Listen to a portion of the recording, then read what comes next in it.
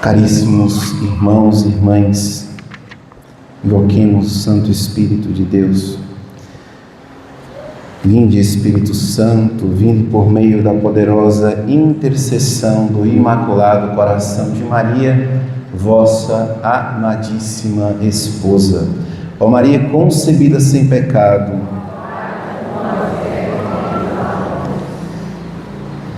louvado seja nosso Senhor Jesus Cristo.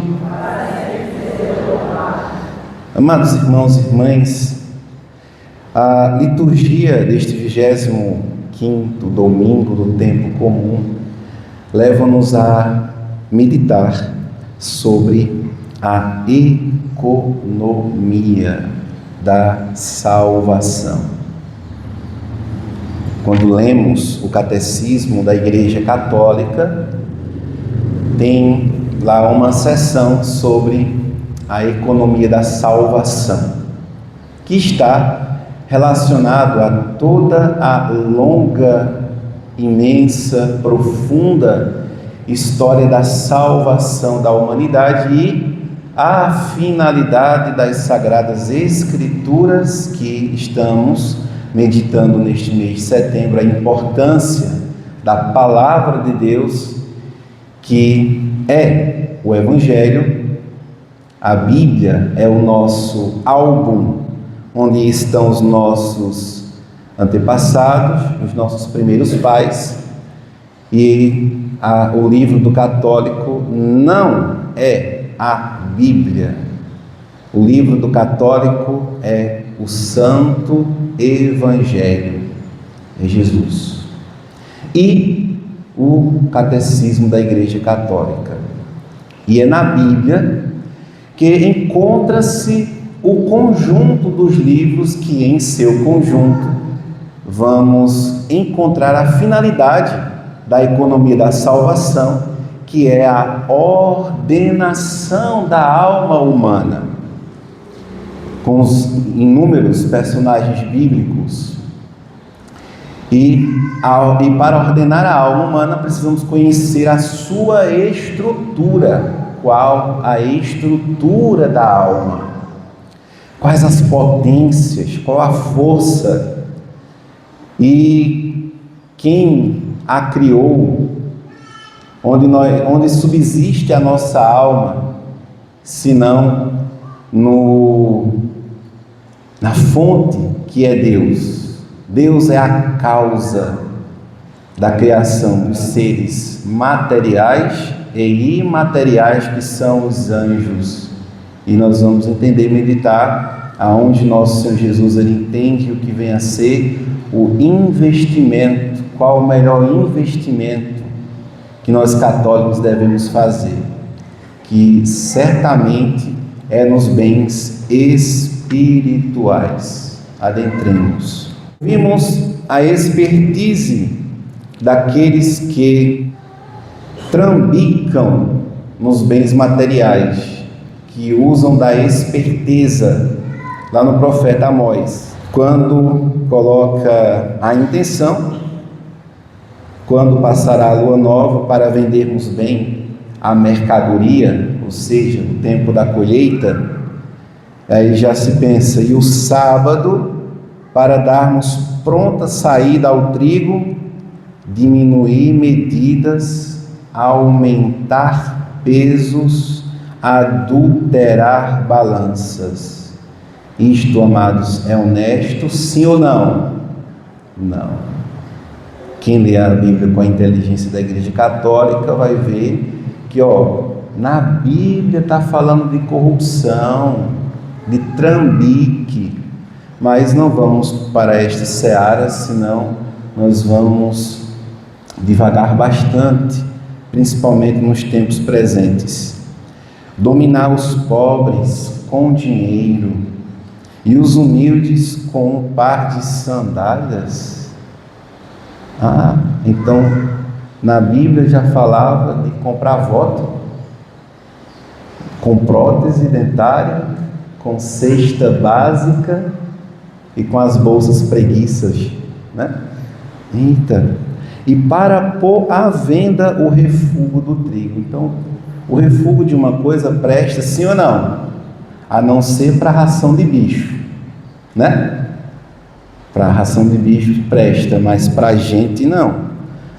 Então, amados, dá um pouco a introdução da intenção. Claro que nós não vamos fazer uma interpretação fundamentalista da Bíblia, nós somos protestantes, mas apenas iluminando os passo a passo de cada leitura. Depois a gente volta no Salmo, cujo refrão é: louvai o Senhor que eleva os pobres. Mas antes de tudo, precisamos ancorar o nosso coração na intenção do autor sagrado do espírito da liturgia deste domingo, que é como fala Paulo. Quem somos nós batizados? Você, católico, quem é você? Quem somos nós? São Paulo vai dizer, como disse o nosso Santo Padre, o Papa Leão, nestes últimos dias: a minha primeira preocupação é o Evangelho e não as coisas, resolver os problemas do mundo. Foi isso que ele falou esses dias, né? A minha primeira atenção é o Evangelho e não.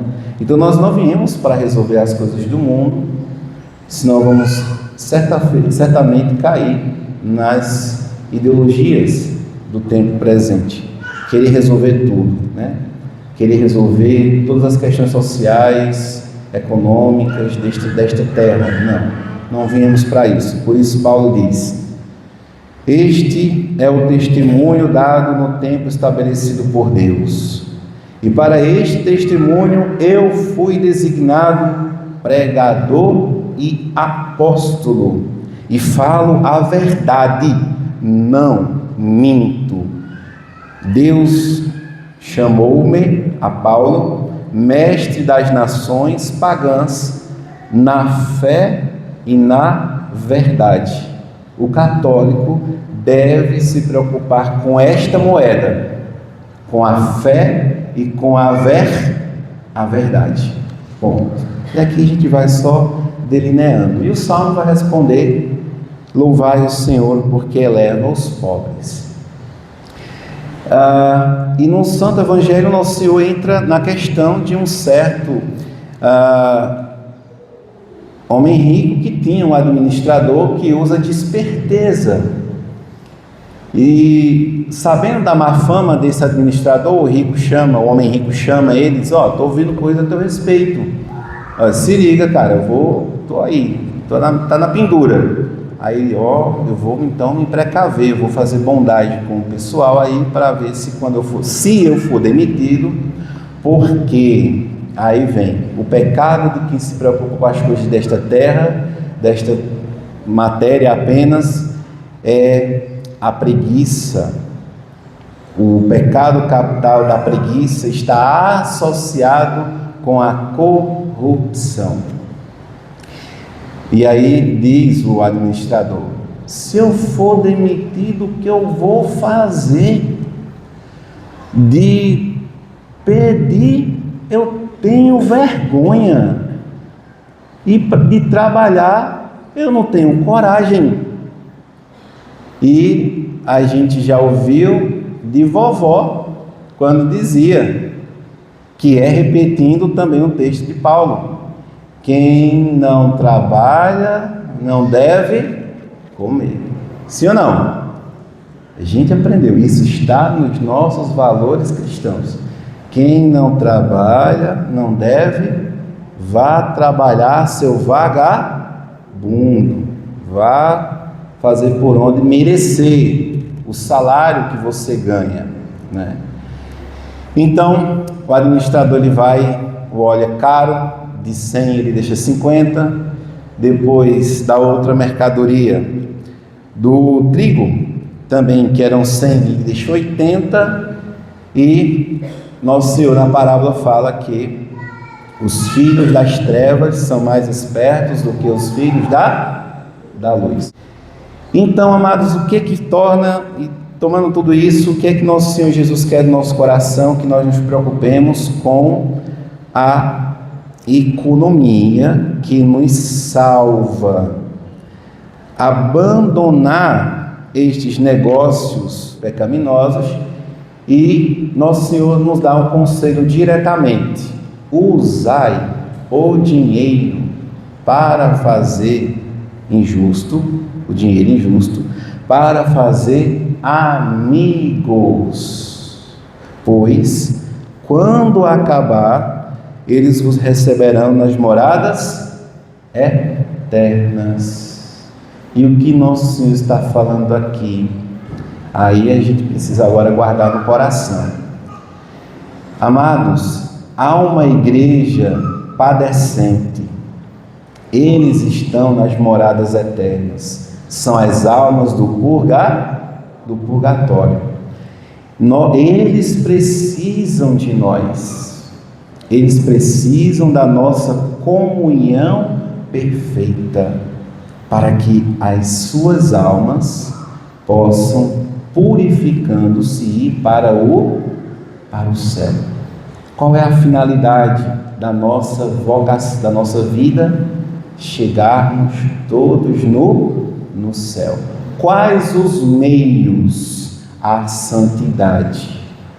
Então, vamos tirar da vida tudo aquilo que atrapalha, tudo aquilo que é desonesto. E Nosso Senhor vai lembrar muitas vezes, nos embates com os fariseus, a respeito da idolatria, quando Nosso Senhor, vendo um judeu, pergunta: ei, essa moeda que está no teu bolso, ou seja, só Nosso Senhor sabia que tinha dinheiro ali, né, no bolso, Ele é Deus, né? De quem é a figura e a inscrição que nela está? Aí o judeu responde: César. Porque para o romano não, tudo bem, mas para o judeu, trazer alguma imagem é idolatria. Latria é um culto a Deus, de adoração. Hiperdulia é o culto a Nossa Senhora, a maior veneração. A protodulia, que é a primeira veneração maior, que é a São José.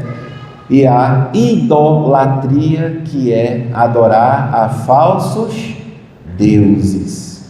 São José não é Deus, a Virgem Santíssima não é Deus, mas nós católicos veneramos de maneira maior, hiperdulia, que quer dizer louvor, o maior louvor a Nossa Senhora, o primeiro dos santos, São José.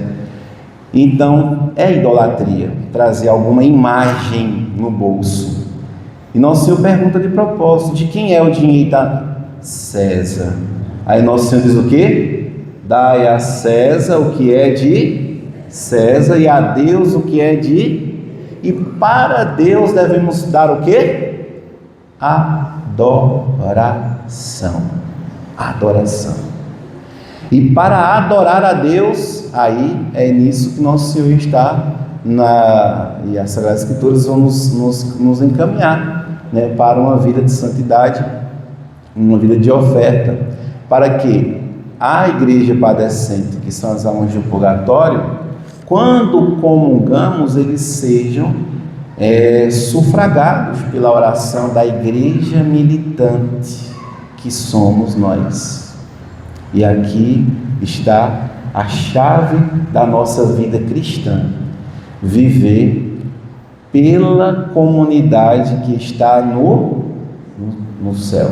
Não no céu também os santos, mas aqueles também que se encontram no purgatório, que são santos, mas que precisam se purificar, porque no purgatório só tem uma porta saindo para o céu, e não tem mais porta para canto nenhum, e quem está perdido se perdeu mesmo, e se perdeu por conta própria, né? Porque desejou e se afastou da economia da salvação, da honestidade, da graça santificante, da piedade, dos atos de religião, foi indo, né, com a multidão, seguindo, né, a grande locomotiva da perdição. Muito bem, então aqui está o nosso maior investimento, né? Vivermos para sufragar as almas do purgatório. Quando uma alma do purgatório ela se eleva aos céus, ela leva no livro da vida e anota quem foi que intercedeu por ela, os inúmeros sacrifícios e ofertas que nós fizemos. E aí eu ganhei um amigo no céu, e esse amigo no céu, que no purgatório, quando estava, não podia rezar por mim, agora, como santo no céu, ele agora poderá interceder por mim. E aí eu ganhei um lucro nesse ato de sufragar uma alma do purgatório. E aí as missas das segundas-feiras, quando não há missa aqui na comunidade, na paróquia, aí você oferece o Santo Terço. E aí o Papa Francisco ele deu uma indulgência de que quem participa de duas missas, a primeira para rezar e a segunda para agradecer, lucra uma indulgência. Então hoje nós podemos receber uma indulgência quando a gente quiser. Se eu for a duas missas, por exemplo, se eu confessar, comungar na intenção de Santo Padre o Papa e rezar as orações devidas por ele, também recebo. E você pode aplicar ou para si mesmo ou para as almas do purgatório. E aí, quantas almas do purgatório não se elevam nas portas que foram abertas neste jubileu da esperança?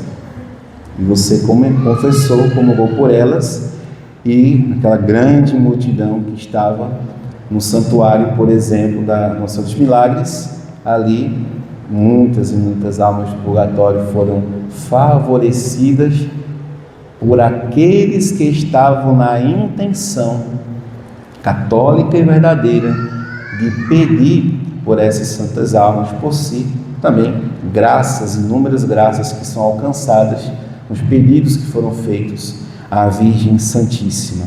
Aqui, amados irmãos e irmãs, está um pouco do investimento que nós precisamos fazer. Investimento em capital, terras, bichos, essas coisas fazem parte, e por tabela, e a nossa inteligência serve para cuidar das coisas, né? Mas o maior investimento que a gente faz é investir na nossa salvação.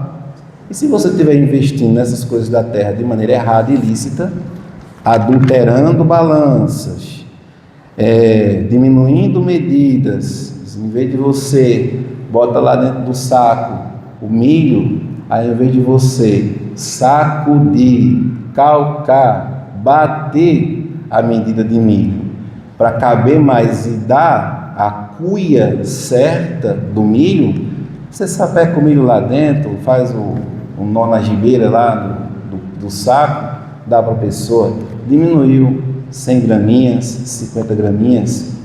Certa feita eu estava fui abastecer, e o frentista, né, ele simplesmente ele colocar 100 reais, ele colocou 10, eu acho. Não encheu tanto, porque o ponteiro ele tinha quebrado, né? Fui para o encontro, voltei, e disse, o ponteiro deve estar quebrado, o carro, graças econômico, deu para chegar até ali na entrada de Juazeirinho, né? E o diácono foi me socorrer lá, né? Levou gasolina, ou foi comprar gasolina e veio, foi assim. E eu pude chegar aqui ainda há tempo para a Santa Missa, né? E claro que a gente fica revoltado com essas coisas, né? Mas que tristeza, né? Perder a salvação por causa de 90 reais. Que loucura, né? Que loucura, que mesquinho. Bom, amados, esses são os nossos atos individuais, porém, existem uns atos comunitários que nos afastam também da salvação, que o Salmo vem meditar. Louvai o Senhor que eleva os pobres. O que é um pobre? Um pobre, evangelicamente falando, é um homem ou uma mulher que possui uma alma racional e que esta alma, a sua estrutura, que é a inteligência e a vontade, estão apontados para Deus. Isto é um pobre. E existem muitos ricos generosos, sim ou não? Quantos ricos nós conhecemos que um pobre lá com problema de câncer, o rico vai e doa, empresta um automóvel para levar a pessoa lá no tratamento, faz uma doação generosa. Tem muitos ricos, muito generosos, sim, né? Nosso Senhor fala que é mais fácil um camelo, que é um nó bem grande, entrar no buraco de uma agulha, do que um rico entrar no reino dos céus. Mas são os mesquinhos, né? Mas existem muitos que, tendo condições, eles não são apegados aos bens materiais. Agora, vocês mesmos me afirmem, por que dividir a sociedade em classes? Pobre contra rico, rico contra pobre, negro contra branco, branco contra negro. Isso não só gera guerra, sim ou não? Gera guerra. A luta de classes, ela gera guerra, e isso não é evangélico. E por que isto está entranhado? Amados, então existem movimentos sociais que confundiam todas essas coisas. A liberdade humana não pode ser defendida a fio de um exército apenas, que é o fascismo, na ponta da tirania. A igualdade, ela não é comum a todos, não pode ser confundido com o maldito comunismo. Igualdade, o patrão, ele vai ganhar mais do que o empregado, sim ou não? Vai. O empregado, ele deve se tornar patrão um dia, se ele abrir um próprio negócio, sim ou não? Sim. Então, para que tornar igual os bens materiais? Tem que tirar dos ricos e dar para o pobre. Tira do pobre e dá. Os pobres têm que desejar ganhar menos, que é para dar para todo mundo. Isso é desonesto, é adulterar as balanças. Isso é em vista de uma luta de classes por conta da outra vertente da fraternidade, que está o socialismo, luta de classes. E esses princípios, irmãos e irmãs, são revolucionários, e nós às vezes damos a vida por conta disso. Luta de classe. Outra coisa que é sensível tocar, uma pessoa que tem uma tendência homoafetiva, ela tem a tendência, nós devemos respeitar a decisão daquela pessoa e aconselhá-la a viver a castidade, meu irmão, minha irmã. Veja se na secretaria paroquial tem algum cartaz de discriminação racial, de ideologia, essas coisas todas. Não existe, porque a doutrina social da igreja, ela não entra nessa seara, porque nossa missão é cuidar. E aí a pessoa tem uma tendência homoafetiva, que é como a bioética da Igreja Católica trata uma pessoa assim, e ela adere a um desses grupos de classes, que chama-se ideologias, deixando muito bem claro naquelas letrinhas LGBTQIA+, e essa comunidade, ela quer gremiar as pessoas com essas tendências, do mesmo jeito que ela quer gremiar e juntar pobres. Você tem que ser pobre e juntar nessa classe.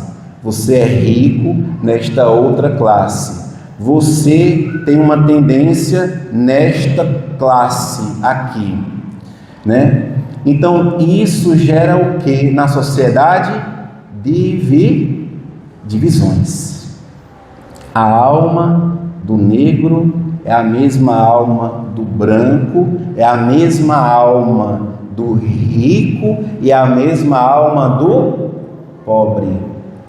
E é a mesma alma do que tem uma tendência homoafetiva, que vai buscar uma direção espiritual, um atendimento psicoterápico, se quiser, que vai olhar o seu sentimento com os sentimentos de Cristo e ver que suas tendências se postas em práticas, elas são pecaminosas e vai se perder.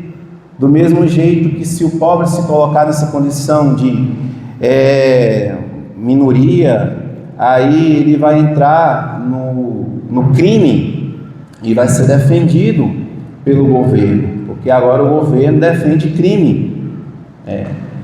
Então, amados, esta é a grande chaga e divisão social que nós temos e que é preciso deixar muito claro como Igreja Católica cada situação dessas. Por isso precisamos estudar, conhecer e não entrar nessas ideologias, porque elas são mentirosas. Disse São Paulo: falo a verdade e não minto. Falo a verdade e não minto. E para isso Deus nos faz, a nós católicos, mestres das nações. Quem deve ensinar essas coisas para os filhos? Você, pai e mãe. Você é mestre, né? Tá lá a foto do menino, cheio de marcas. O menino tem 10 anos, né? Cheio de marca de beijo lá, com óculos de besourão, com boné pro lado. A mãe olha e diz: meu filho é macho. Um menino de 10 anos. Muito bem, meu filho, você é homem. Com um procedimento desses que a gente não tem nem como classificar. Nem é bom de classificar, que a gente não é socialista, né? Para estar classificando as coisas, né? Então, um pai desse, uma mãe dessa, que permite um filho viver uma impureza, uma onda de uma moda, este pai é mestre ou é conivente com o pecado do menino? Conivente. Certa feita, vocês mesmos perguntam, porque às vezes, né, um dos meninos aqui está dormindo, cochilando, então agora estão ouvindo lá, né? Por quê? Às vezes o papai e a mamãe deixam o menino com o celular a noite toda. Na escola, a criança não vai render, né? Porque o pai e a mãe, eles são coniventes com o vício do filho, sim ou não? Isso é ser mestre? Não é. Terceirizar a educação do filho para a professora é lícito? Não é. Ela não é pai nem é mãe. E o menino tem que chegar lá para aprender um pouquinho e continuar a sua educação dentro de casa. Mas a tendência é tirar o filho dentro de casa, passar o dia todo no estado, o dia todo no município, lá aprendendo as mesmas coisas de manhã, repete as mesmas coisas à tarde, fica lá, né? O pessoal trancado, o tempo todo tomando banho de sol, né? Com o celular na mão e criando as coisas loucas da internet, danças, modas, essas coisas velhas doidas que torna a sociedade um bando de vagabundos, né? Um bando de gente sem noção. Diz ainda São Paulo: mestres das nações pagãs. Então nós, irmãos católicos, estamos aqui no mundo para ensinar os pagãos e a nossa sociedade que precisa se cristificar, sim. E por fim, São Paulo diz: mestre em quê? Na fé e na verdade. Ponto. E acabou. Existe uma verdade. Não existe verdades. Existe uma verdade, existe uma só fé, e nós católicos não podemos ceder ao discurso das classes sociais, porque isto causa divisão na sociedade e isto reflete dentro da igreja, porque você quer trazer para dentro da igreja esta política suja, imunda e corrupta que se vive nessas leis desorientadas de respeito. Respeito a quê? Quem é que está desrespeitando alguém aqui? Ninguém está desrespeitando. Estamos acolhendo, orientando, instruindo, amando como se deve amar na verdade, porque o contrário é conivência. Quando o filho chega em casa e chega com as modas diferentes, aí a mãe educa o menino fica, já levanta a voz para o pai: ah, sim ou não? Aí a mãe vai dizer: vá para onde está seus pareceiro, porque adere-se mais aos pareceiro do que a verdade que está dentro da família, dentro de casa, também no seio da família e no convívio fraterno verdadeiro da igreja, que educa sim, como uma bela correção fraterna. Aqui não tem conivência, respeitamos, orientamos, conduzimos e nos ajudamos para encontrar a fé e a Cristo, que sim é a verdade. Amados irmãos e irmãs, o verdadeiro pobre então é aquele que tem unicamente a Deus no centro da sua inteligência, no centro da sua vontade, e é isso que faz com que a gente erga os nossos braços e rezemos o Pai Nosso que estais nos céus, como pobres filhos no Filho que é Cristo. Glória ao Pai, ao Filho e ao Espírito Santo, como era no princípio, agora e sempre.